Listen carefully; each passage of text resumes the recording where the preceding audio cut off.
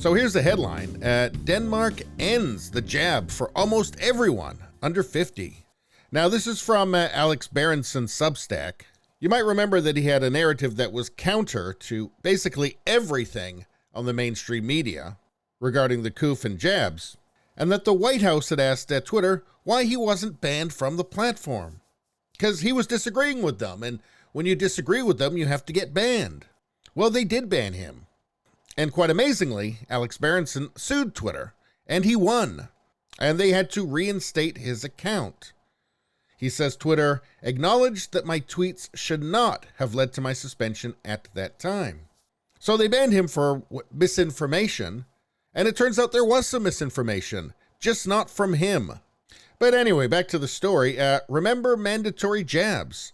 This is, well, the opposite. We've come a long way in a year, except at American colleges, which insanely are forcing mRNA boosters on students. So in Denmark, they're doing the opposite of that. Denmark will bar almost everyone under 50 from receiving the jabs, the Danish Health Authority said yesterday. Denmark had already ended the shots for nearly everyone under 18. The new rules go much further. Danes under 50 will only be allowed to receive the shots if they are higher risk of becoming seriously ill. And let's go straight to the source, Danish Health Authority. The Danish Health Authority expects that the number of coof infections will increase during autumn and winter. Therefore, we recommend vaccination of people aged 50 years and over, as well as selected risk groups. So who's it going to be offered to? Well, people 50 years and over. Also, people under 50 who are at a higher risk of becoming severely ill, they will also be offered it. As staff in healthcare and elderly care sector, they'll also be offered it. And also relatives of persons at a particularly higher risk. It says here, why are people under aged 50 not to be revaccinated? Well, they say that the purpose of the program is to prevent severe illness, hospitalization, and death. Therefore, people at the highest risk of becoming severely ill will be offered the booster. And this line's important here. The purpose of the jab is not to prevent infection with COVID-19, and people under aged 50 are therefore currently not being offered the booster. So the purpose of vaccination is not to prevent infection. Its purpose is to prevent serious illness and death. And so they're only giving it to people that are at risk for those things. And it says here, people aged under 50 are generally not at particularly higher risk of becoming severely ill. It says, in addition, younger people aged under 50 are well protected against becoming severely ill. And a very large number of them have already been vaccinated and have previously been infected. And there is consequently good immunity among this part of the population. So they're saying that people who have previously been infected have good immunity. Wow, it seems like one government has actually been paying attention. Now, of course, the fact checkers will play semantic games on this, as they did when Denmark stopped offering the jab for children. Here's our fact check. Denmark didn't ban the vaccines for children. The claim, Denmark has banned the jab for children.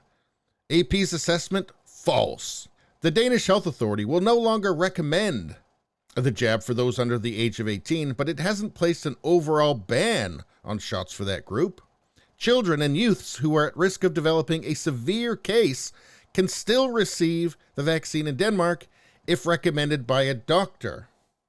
Okay, but if you can't get it unless you qualify for it as recommended by a doctor, then what do you call it at that point? You can't get it. So what does that mean? And you can be sure they'll play the same game this time. And really though, what does this mean? What are the implications of this? Well, any sane country would do a cost-benefit analysis when it comes to health measures. And so I would find it highly plausible that they've done a cost-benefit analysis of giving the jab to people under 50 unless they're at extreme risk, and that the cost-benefit analysis doesn't work out in Pfizer's favor. And when you consider kind of the magnitude of this story worldwide, this should really be front page news, because this issue is not a small issue. You know, you've got Trudeau threatening Canadians once again with restrictions and mandates unless they do what he wants them to do. So something like this should be extremely salient in that discussion. It won't be. The state media and the corporate media in Canada won't care about this at all. They'll just ignore it. I mean, why do you think I'm reading you an article off Alex Berenson's Substack account?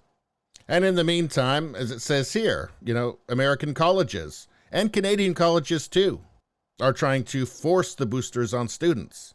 And do you think they've done a rational cost-benefit analysis? Of course not. That would be racist and colonialism, probably.